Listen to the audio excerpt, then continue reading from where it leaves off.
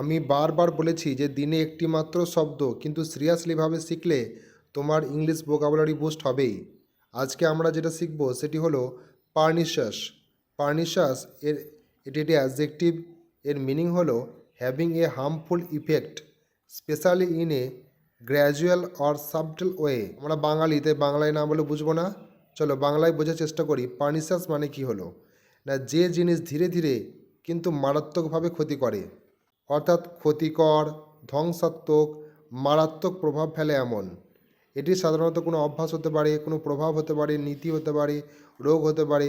এই যে Instagram reels দেখছো বারবার, এটি কিন্তু পার্নিশাস। এটি ধীরে ধীরে তোমার মারাত্মক ক্ষতি করবে। তাহলে একটা শব্দ শিখে কি হবে আমার, কারণ একটা শব্দ থেকে আমরা আরও 6টা শব্দ শিখতে পারবো। চলো এর সিনোনিমগুলো দেখে নিই। Harmful, destructive, damaging, detrimental. এই শব্দটাকে পয়েন্ট আউট করো, ডেট্রিমেন্টাল। ডেট্রিমেন্টাল শব্দ মানেও কিন্তু যা, আর পার্নিশাস মানেও তাই। অ্যান্টোনিম, অ্যান্টোনিম হবে অর্থাৎ বিপরীত শব্দ।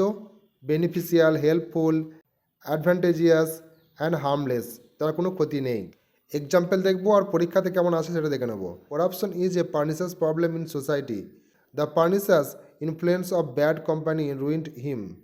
ডব্লিউবিসিএসসি বা এসএসসিতে সিনোনিম হিসেবে ডেট্রিমেন্টাল এবং হার্মফুলটা প্রায় আসে, আর অ্যান্টোনিম হিসেবে বেনিফিশিয়াল বা অ্যাডভান্টেজিয়াস কথাটা প্রায় আসে, সেটা যেন খেয়াল থাকে। চলো আজকে শব্দটা শিখে তোমার কেমন লাগলো অবশ্যই নিচে কমেন্ট করবে। Thanks for watching.